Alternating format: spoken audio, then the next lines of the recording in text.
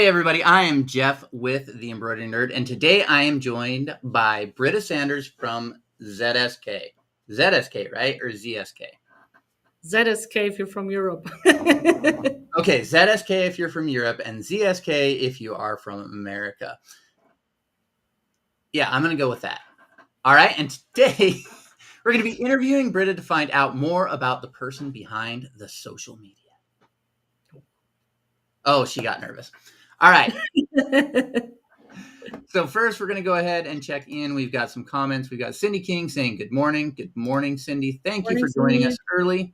We're very excited to have Britta on today. And I'm going to jump right into the questions. So Britta, I hope you're ready for this. This is a super complicated question. But tell us your origin story. How did you get into embroidery? Right. So where do I start? Thanks for having me. Thanks for ending up here.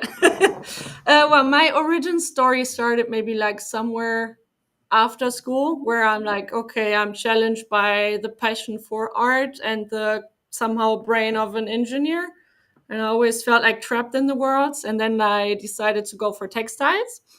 Then I had my journey. I went to textile university, did a little bit of textile finishing, garment manufacturing, all that. And all I wanted to do was to leave Krefeld somewhere into the world. Krefeld is my hometown. This is where ZSK is. So luckily, my first job ended in my hometown, the least thing I wanted to do.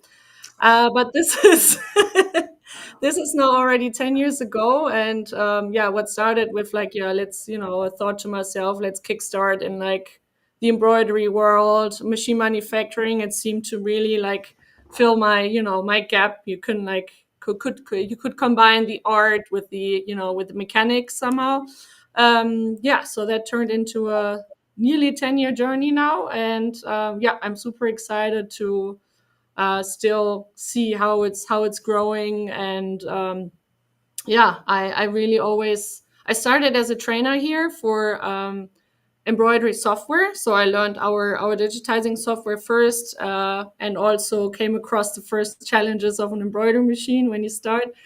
And then I traveled a lot. I saw a lot of customers all around the world. I got really inspired by all the techniques there. And then I moved more into project related work. That gave me even better insight. And all of a sudden 10 years has passed and I'm still in my hometown, and from here traveling to all the customers. Well, I mean, you are traveling, right? And that's what you wanted to do, was to get out and travel. Yeah, absolutely. That's the nice thing of the industry. It's somehow very international. So I always thought, okay, even if, I studied more or less close to my hometown, there's a good chance that I might get a job anywhere in the world. And especially, I think in the past 10 years, you could tell how closer the world becomes anyways.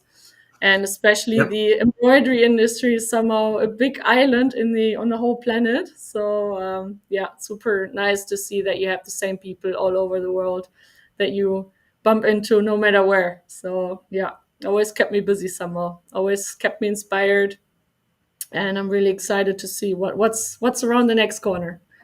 Well, okay, so let me ask you, what's around the next corner, Britta?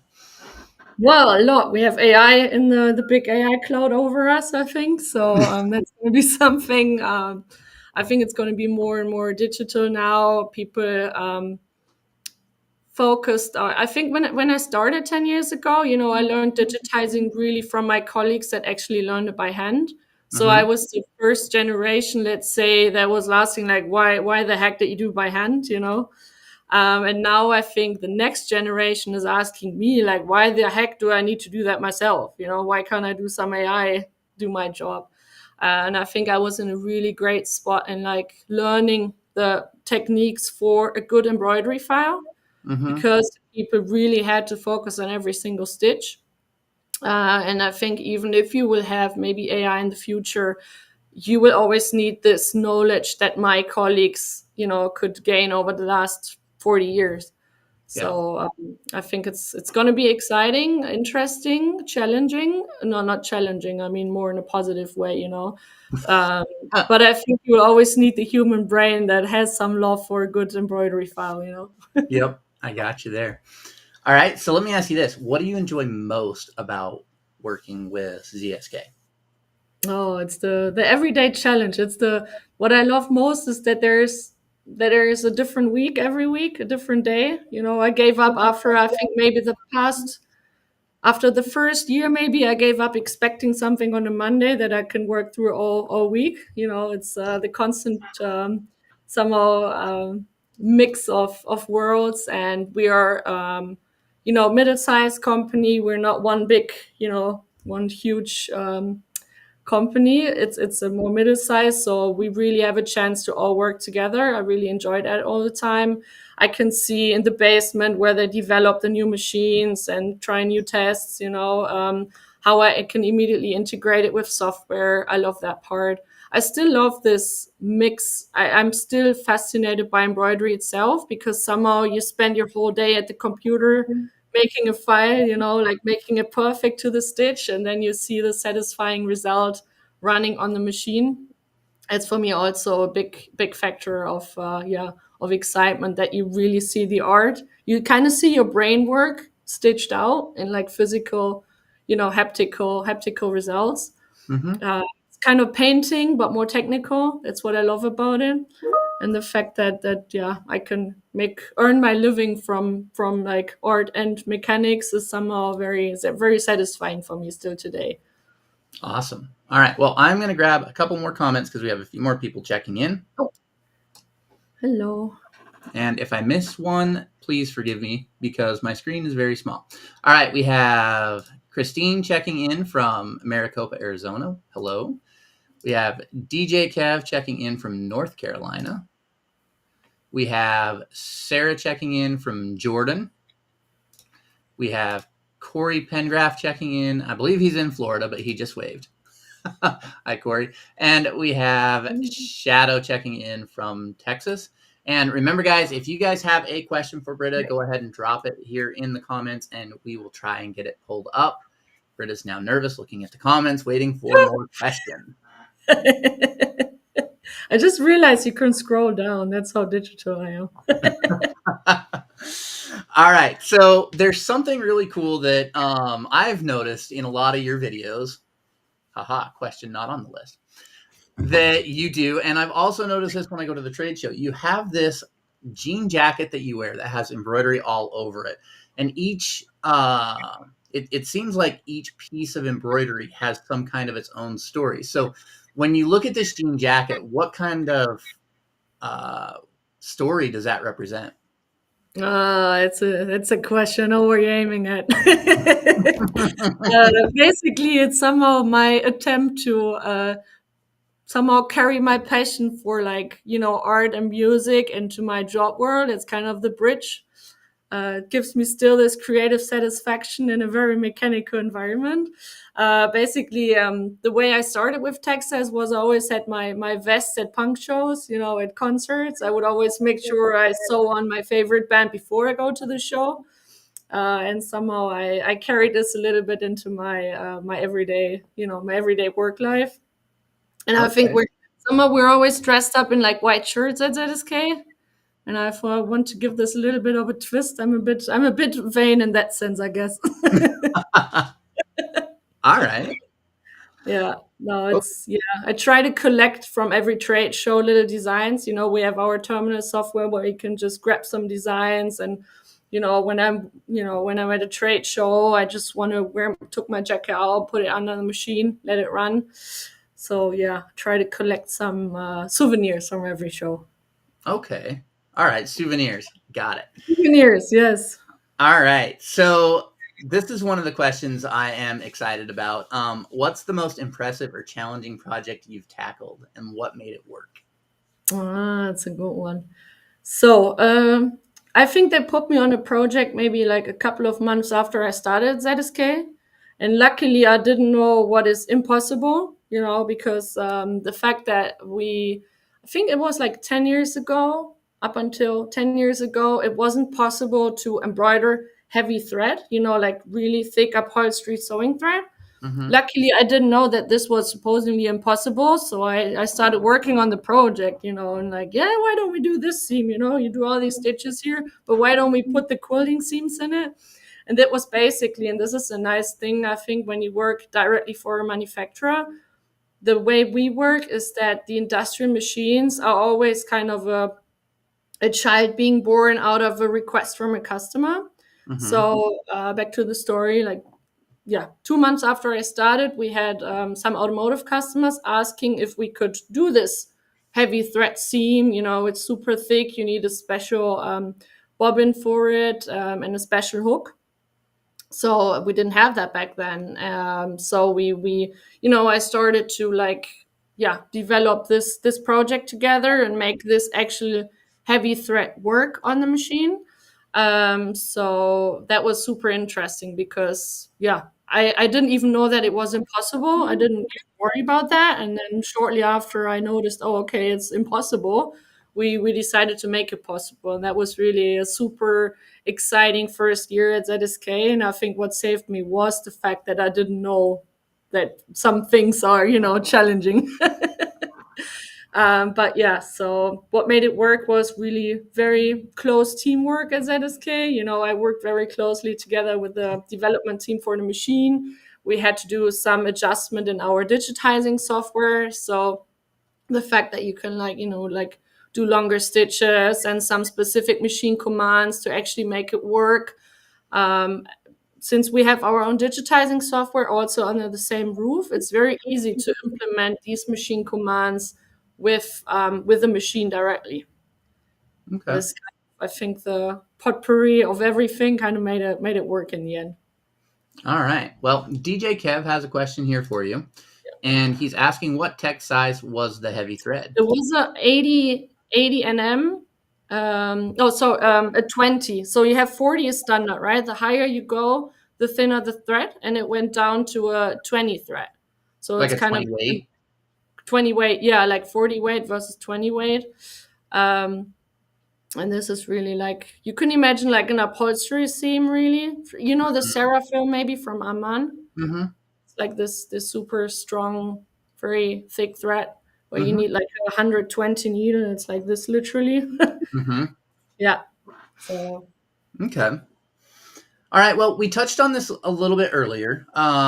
So let's go ahead and earlier you mentioned the terminal software, and so we can talk about the terminal software, and then I'll dive into the next question. So tell us a little bit about the terminal software. Yeah. So the idea is that we, like I said earlier, I'm a second generation of like, why did you do the digitizing by hand? Today, it's a lot about, I think people want good embroidery files, but they don't want to necessarily digitize all by themselves. So a lot comes down to, like making sure you work together with a good digitizing partner, but then take the files and just recolor them, for example. So especially I think when you start with embroidery, my recommendation, get a software and the machine, but focus on the machine. Get good embroidery files, and that's where our terminal software is in addition to standard digitizing software, because you have some designs in there where we know they're digitized well, that the machine will run nice. And you also have the possibility there to take some embroidery files, put the colors on, recolor them and put them out for your machine. This software we give to hand free of charge, so that people are actually able to focus on the machine first. Okay. And what file formats does that export? You can export in first of all the ZSK format. We have our own, at ZSK we have our own stitch format. I think in US you call it the zoo file. Yep, I sure do. Right? I think I learned this from you, Jeff, actually. The zoo one. Yeah, Z00. Yes, 0, 0. It sounds too complicated. So I love That's zoo. why we I call it even zoo. learned that in Europe. I brought this to Europe. Okay. So our file format is a little bit, let's say, smarter than the DST format. I think the DST format is the most common one that everybody, every machine is able to read. It doesn't carry the colors though. So if you then take your DST file, map the colors to your project, the machine already knows how to stitch it. Mm-hmm. But you could also export it as a DST format, a PES you can get as well. I think, that's a common one as well.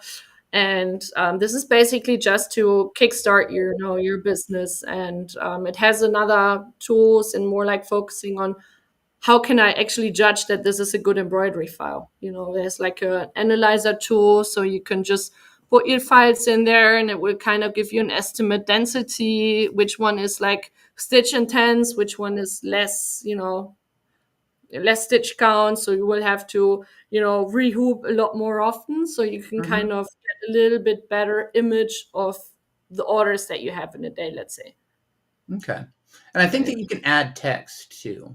Sorry, yes, of course. You can also add text, which is nice for for team names and customization. Yeah, absolutely. All right. And now you said that that was free. And so I have a link that I'm going to be dropping into the comments here that is to the page that you guys can get that and check it out. So that just fired off in the comments below. Now that we've talked about Terminal, okay, for those of you guys that don't know, ZSK has, I want to say you have 4 softwares. And correct me if I'm wrong. You have Terminal, you have Basepack, EPC, and my.zsk. Now, Mhm. that's the 4, right? I'm getting them all Yeah, I think more, yes, for now, yes, for but it's now. like I think it's coming Ominous. more into like a big toolbox. We have a big toolbox for you. Okay, so let's look at the software, right? And let's talk about Basepack a little bit. So, what problems does it solve, and when should a customer that has a ZSK machine choose that software over like a third party tool? Hmm. I think the big advantage that you have with ZSK software that it's from the same it's made under the same roof, so you can't get any closer with machine commands and mastering your machine if it's then can't get any closer than also actually taking the software from the same manufacturer. So you will have every machine command that the machine can do apart from stitching. You find everything in the base pack.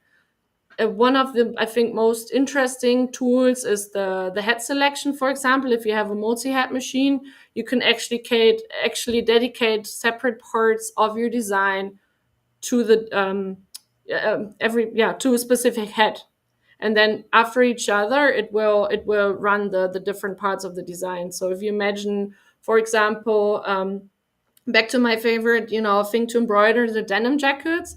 If you have like scooter clubs or like biker clubs, they always have like high intense stitch count, but then they have naming maybe individually. So with the team name function and the head selection, you can, let's say on a 4 head, you can run all 4 emblems, and then 3 heads will switch off, will do the first name, then the second head will do the second name, and so on, all in one stitch file. And this is something that that's also a child born out of software and machine from the same house, Mm-hmm. because no other software can do that. Plus, I think also when people get a new embroidery machine, I always say make sure you don't get just a machine, but to get like a partner that you trust. So with our software, for example, if you see anything in your workflow that you say like, oh, I need an automation here, and I want something written into the stitch file that my machine should do without me as a human interacting anything, that's something we can program for you. Okay. Right. All right. Well, I'm going to grab the next question here, and it is actually by Miss Cindy King in the comments. And she says, do you offer special software for the ZSK Chanel machines? Wilcom is the only one that I know of and use. We have also our own. We have chenille embroidery in Basepack too. You can switch between looping and chain stitching. That's just a function that you can activate in our Basepack. Definitely, we have the same tools. Okay. So now that we've talked about Basepack, tell us a little bit about EPC Win. Mm-hmm. So EPC Win is also digitizing software that we make in-house. The reason we have 2 software systems is a little bit historic, like based on, like how it developed. We always work together very closely with GIS, which is more Windows based. Will look a little bit more familiar to you if you work with other graphic software like Illustrator, CorelDRAW, it will look very familiar to you.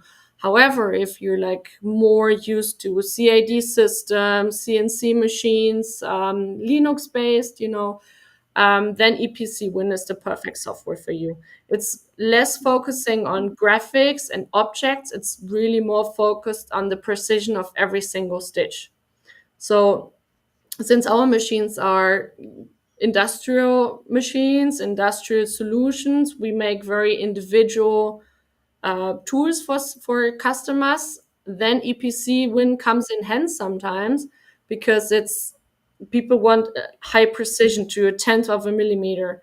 And for example, when it comes back to automotive, we have a very growing market in very specific requirements. For example, you want to match, perforation holes in a car seat. I don't know if you can imagine that. You have like in sport cars, you have like always these, perforation holes, and the request of precision is sometimes so high that we then can implement something in that software, and it's just much more, more precise, and you can really by every single stitch um, control the position of that stitch.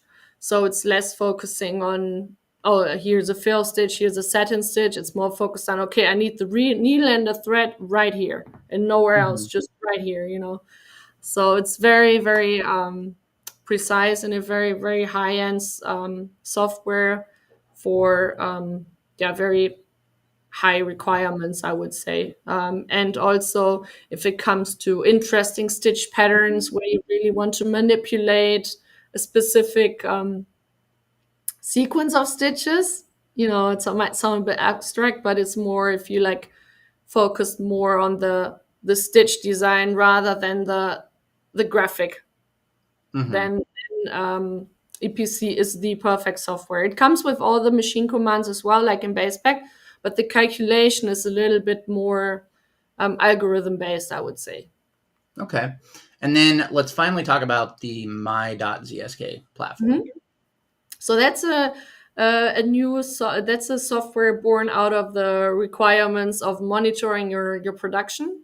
So this is basically a cloud-based system where you can integrate your machines, and it will give you the daily output, and you can generate statistics of your running production, even if it's in different locations or different continents. You can track your entire production. You can kind of derive bottlenecks from that, take some actions. How many thread breaks? How did the shift work that week? How was the output of that machine, this machine? So it's really good tracking system. Okay, perfect. All right, so now we're going to shift into more of advice type questions.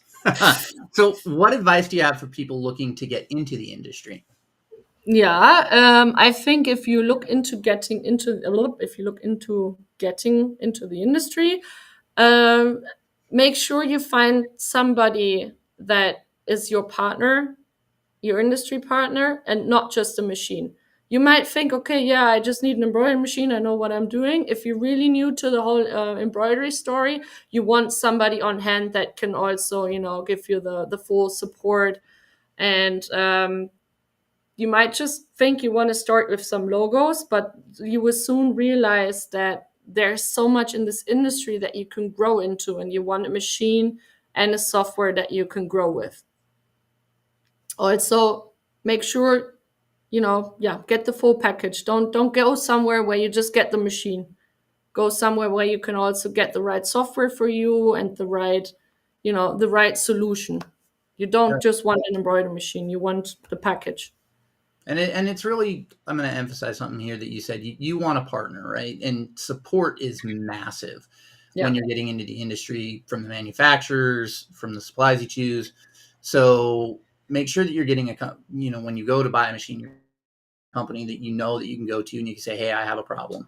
And they're going to do their best to help you, right? It's that support at the end of the day that's going to keep your machine up and running.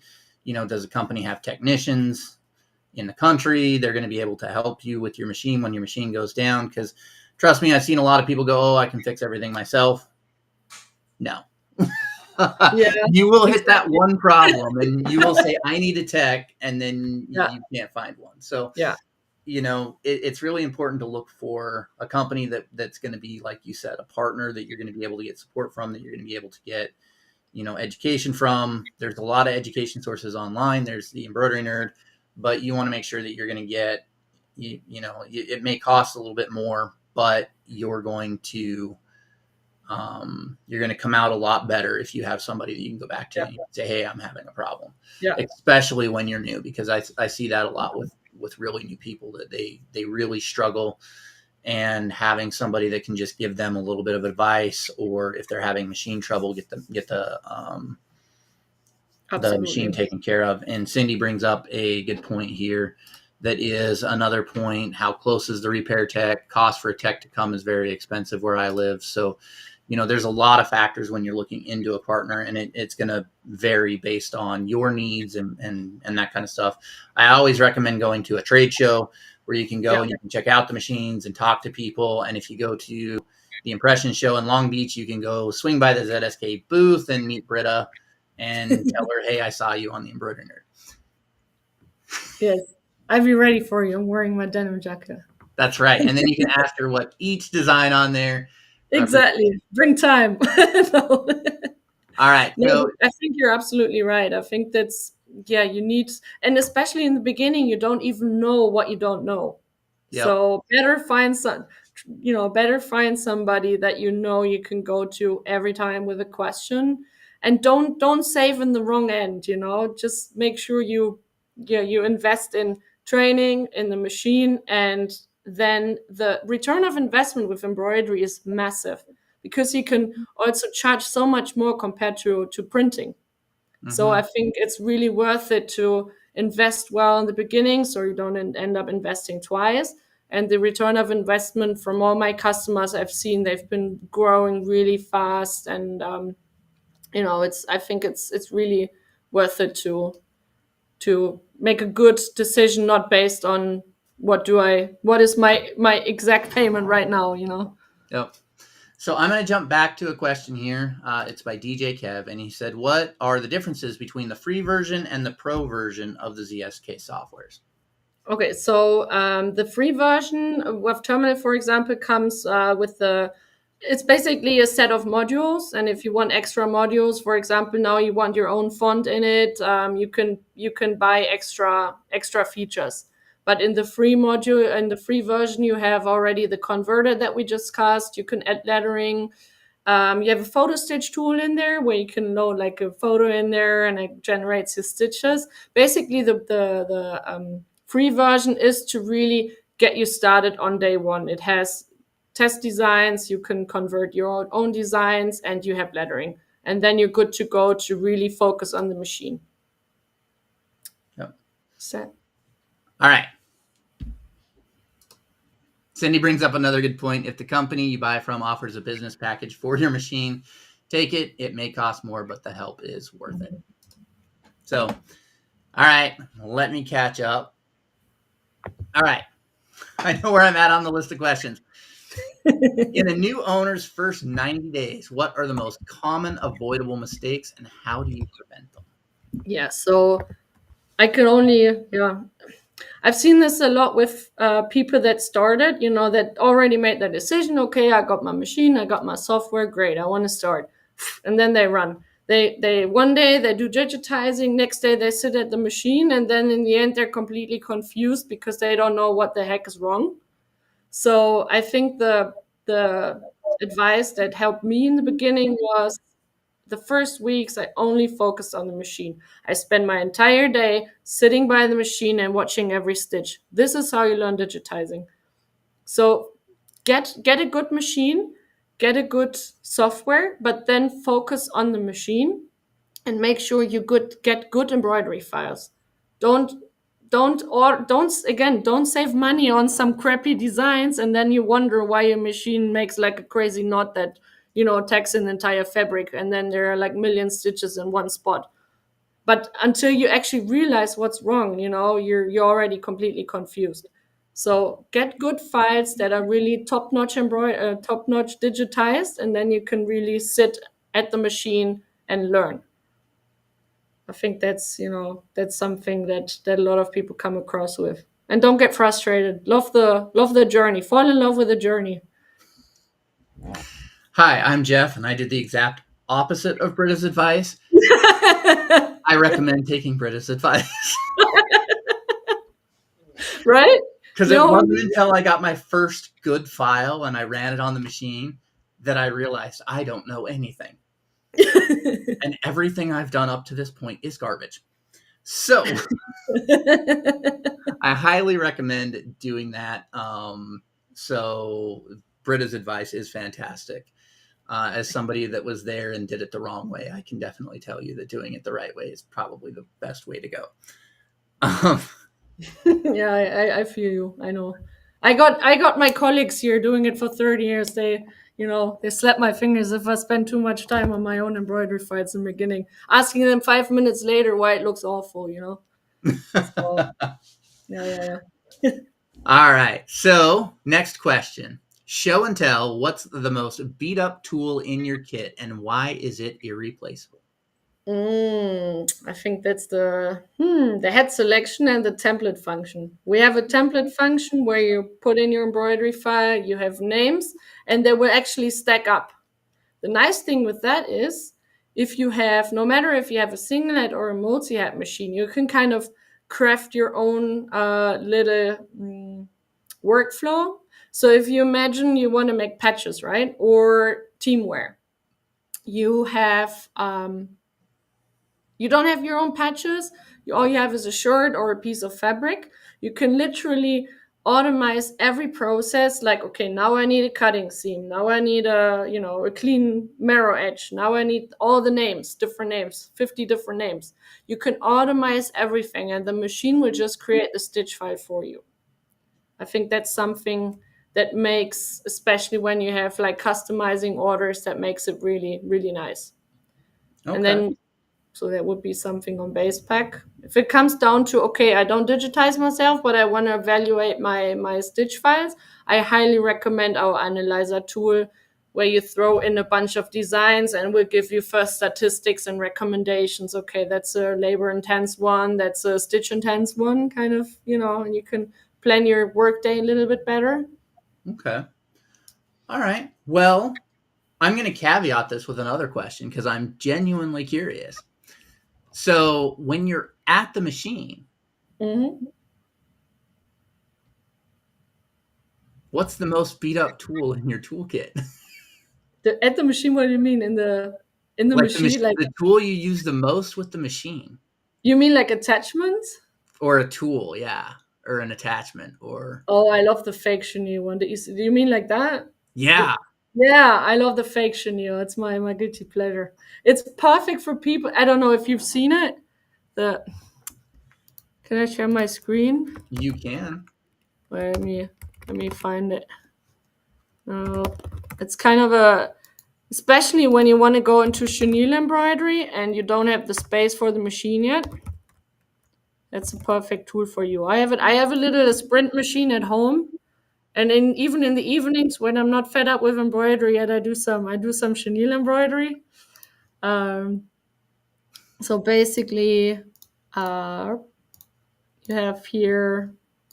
Where can I share a screen? Huh? Can you see my screen now? Now we can see your screen. Okay. So basically, it's some little attachment that you put to the machine, and it then makes like loopy stitches here. Mm-hmm. And this is literally taken from my tiny, tiny, tiny apartment, and I can actually make a whole chenille production in there. So that's my favorite tool. Plus, you have like like a cording device here. Mm-hmm. So that can actually how can I stop sharing? Like that. Back? Am I back? We're back. Okay. Where's the? Huh? Okay. Are we sharing your screen again? Can you see me again? I can see you. Okay, perfect. So the chenille thing is that's my favorite tool for like techniques, because of kind of with little space, you can already offer your end customers something really unique, and you can charge a lot more than printing or standard embroidery for this, because only a few people can actually do that. But the whole secret behind it is not so big. It's basically a fill stitch that goes around and stitches down the cording. Mm-hmm. Yeah, that's my favorite tool. But I also love doing like cording designs where people like wonder how did you do that. It's great for fashion application or for home textiles, and it gives some really extra nice effect where you can, I think, stand out in the whole embroidery business. Okay. Yeah. Plus, But that like, can't do the chain stitch. It's just the loops, right? it's the Loops and loop, but cording. cording as well. So you Yep. can stitch it down like a standard cording design. Okay. All right. So let's go into let's talk about your biggest oh no crap. This went wrong. Machine fail. What happened and what did it teach you? So the official one is I left the bobbin case out, and the The official one is official I left one? the bobbin out, and it's completely crashed my piece. And I think it was I think it was a birthday present or something, where I was like last minute, and I just like, I gotta finish that. Yeah, so that taught me to always double check. Now, the unofficial mistake I made, and this is just, I heard it's all recorded forever, but I stitched in my finger. Supposedly that's not possible, but if you put the light barrier off, yeah, the machine won't stop. So always leave the light barrier on. Trust me, if you have it, put it on. But that's the unofficial one, because officially, you don't do that. Officially, you're smart enough to put not your finger under the needle. But actually, I think everybody was very like a little bit proud, or almost like you're now a real embroiderer. You've Did sewn you through your stitch in finger? your finger yet? Did you stitch in your finger yet, Jeff? I went to the emergency room because I sewed my finger to a hat. Hat on Nice. my finger. I can't beat that. A lot of. I think everybody in the emergency room came and visited the room before they took it off my finger. The machine just kept sewing, and Yep. it was a fun So day. what did it teach you, Jeff? I What now was your use wooden chopsticks to hold things down. or a little rubber band, no? Just to hold the puff on it. Yeah, like the applique. I push with the Oh, like yeah. Yeah. chopsticks, or if there's getting to be like a wave and a hat, I'll push it down with a chopstick. Not my finger. I learned that a machine can and will sew your finger to a hat, and the thread doesn't have to necessarily break. Exactly. That's always how I tell people how the force of an embroidery machine is. That's how I impress people with, like, yeah, you can go through fingers. And the needle would be perfect. I even had like a thread in it. I had like Yeah. a perfect stitch formed in my finger. Yeah. And now you're a real embroiderer. Now I'm a real embroiderer, yeah, and everybody was a bit proud, I think. My colleagues that are here for 40 years, they were like, yeah, no, she's one of us.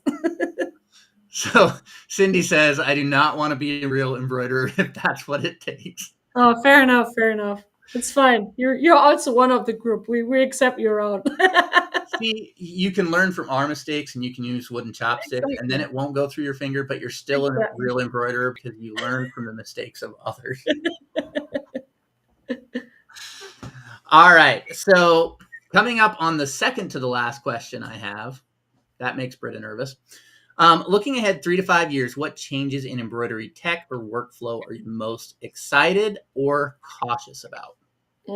Yeah. So the most excited I am about how it's getting more and more into automation processes. Like the machine, the best thing you can do with your machine is make your machine embroider the whole day, right? That's what you bought Mm-hmm. it for.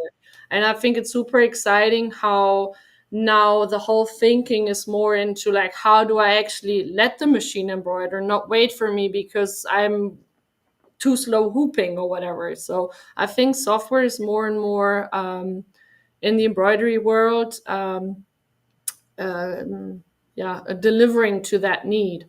And it's super exciting how somehow I feel like the whole embroidery industry is always very down to earth, but also very crafty and more, I feel like sometimes the printers are a little bit more like, they have like 5 automations before they even printed their first shirt. And with the embroiderers, it's the other way around. So I feel like everybody came up with their own kind of system, how to work around processes and how to like get little tools to make it easier. And I think that's super exciting in the new future. But also the whole AI thing, of course, I think it will all get us also in the embroidery industry. And I think the great chance there is that you will have more time in the day to get back to what you're actually passionate about. So if you use AI well, then I think it will give you higher life quality. But you have to be cautious that it's not making you expected to do 5 more tasks. You want to really focus on the things you want to focus on, that you enjoy and that bring you success in your business. And I think it's up to everybody's responsibility a little bit, I think, to like be very disciplined and okay, that's my tool, that's what I want to use AI for example, generating really good embroidery files, but also yeah, let like things like Power BI, how it can be integrated to your workflow, so you can make sure that AI is somehow serving you and you're not the slave of the machines. I think that would be our all over challenge also in the embroidery industry. We all made our own process. We're all like, like I said, we're all super crafty and we shouldn't let this take away from us. But we should use AI to be able to focus on the things we enjoy Okay. and be good at. All right. Well, now I'm going to go back because so now we have 2 more questions. I'm going to go back because something you said, how do you make the machine sew all day? And one of the coolest attachments that I've seen, I mean, ZSK has a lot of cool attachments. Let's be honest, with the hot air and the sequins and the beading and the other attachments, the cording. So one of the cool things that I've seen that ZSK makes is it's a bobbin changer. Yes. Yeah. And so it'll change your bobbin for you. And I think you load 5 or 6 bobbins into it. Yeah. So it's like a magazine from a revolver. It's like an 8. Mm-hmm. You have 8 bobbins in there, and the nice thing about this is it's selective. So if you imagine, first of all, if you imagine a mix of threads, for example, the heavy thread that I spoke about earlier, you can match the top thread to the bobbin thread. So if you have a thick thread, you might also want a stronger bobbin. Now, imagining wedding dresses or, colorful scarves, we have like, I worked with a high-end fashion manufacturer for scarves, and you want the front and back to look the same, right? Now, we all know how the bobbin idea works. So what you can basically do, you can match the color of the top thread to the color of the bobbin thread. This way you will have a mirrored image and you don't need to embroider twice and sew it together, right? It's something that you can like fit to every ZSK machine, more or less. Well, you need like pneumatic air, but a good thing you mentioned the different devices, because you can literally fit them to all the ZSK machines. So if you one day wake up and you say, now I see the great chance in chenille embroidery and the mix of with bead device, you can put both of these attachments to your machine and you can then start the production basically.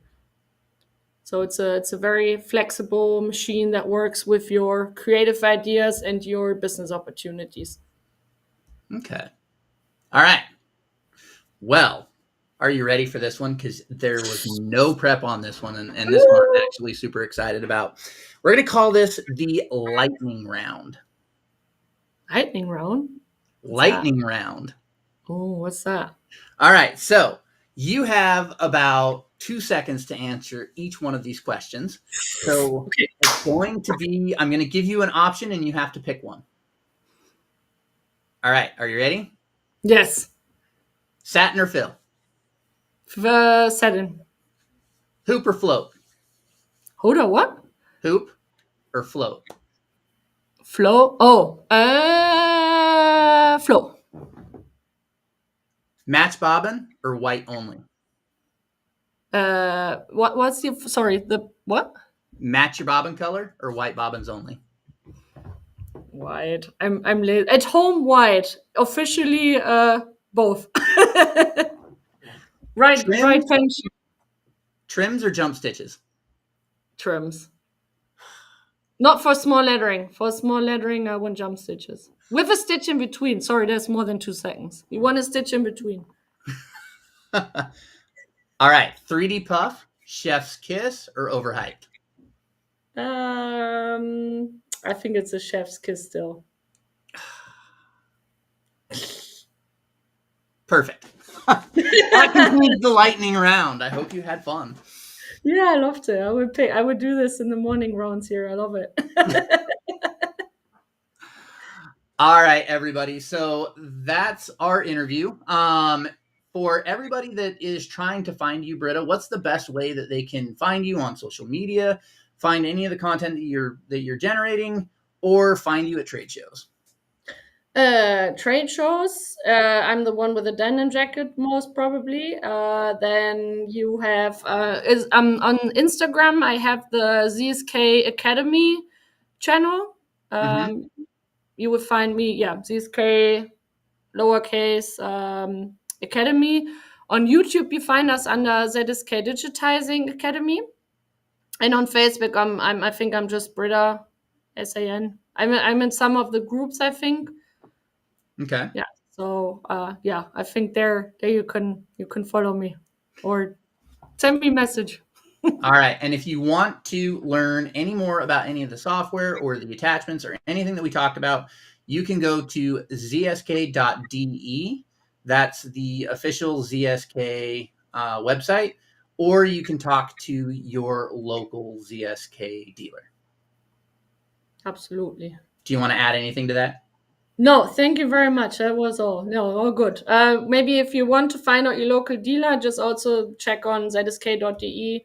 If you still like emails, we have software at zsk.de. They will also come to me. And stay passionate, and creative. Awesome. And so we would really like to thank ZSK, the company, for allowing Britta to do this interview on company time. And it was a lot of fun. We learned a lot of things, and thank you guys so much for allowing Britta to join us. With that, I'm Jeff Fuller, and this is Britta Sanders. We are both here representing the Embroidery Nerd today. Thank you guys, and we will catch you on the next episode. Thanks for the invite. Thank you. See you soon.